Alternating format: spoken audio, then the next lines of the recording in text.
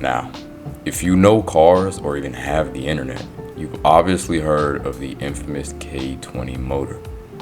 Now, plenty of people don't seem to understand there are a handful of different variations for it, and Honda even used it all the way up until 2021 with the Accord before they killed the poor thing miserably. Oh my god. The most known K20 variations are the older models, which would be the K20A2 and the 02 to 04 RSX Type S, the K20Z1 in the 05 to 06 Type S, the K20Z3 in the 8th Gen SI, which actually came right after the K20Z1, of course, and the K24A, used in a number of different platforms. But there is one no one dare speaks of that is left, and it's the K20A3. Now, the number one reason no one uses nor mentions the K20A3 is because it's a base model engine. It only makes 160 horsepower, and that makes it the slowest variation. As far as building power, you're just throwing money in the wind, bud.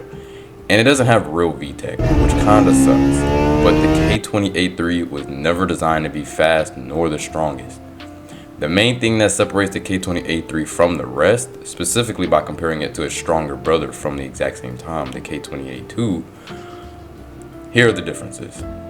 The K20A3 has a lower compression ratio of 9.6 to 1, while the A2 has an 11 to 1. Now, that's a huge difference, and there are obviously other things that separate the two, like rods, a 2-lobe versus 3-lobe cam, and many other different things. But hear me out. As reliable as you guys hear every other K20 variation is, the K20A3 is all that and more.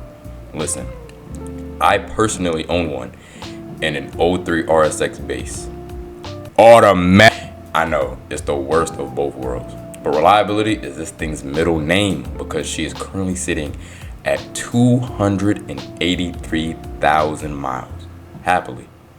Even with a small vacuum leak and an oil leak, like all Hondas. The oil leak is not because of the car, it's because of I need a new oil pan. This thing 20 years old, give me a break. But let me tell y'all something. This car has never let me down nor skipped a beat besides a dead battery. But this motor, if treated properly, will outlast any other K20 that was ever made. When I first got my car, it was in some seriously rough shape. My father and uncle brought it back to life after it was abused by the previous owner. We got it with no exhaust. That's bad if you know what that means. No back pressure. And it has never let me down since it's been brought back to life. When Honda built this thing, the only thing they had in mind was, how can we build an engine that just might never die? Because I promise you, the only way a K20A3 motor can die is if you yourself attempt to kill it. And even then, bro, good luck. It does sadden me that people don't talk about how great this motor is because it can't hold power or it's not as strong as its family members.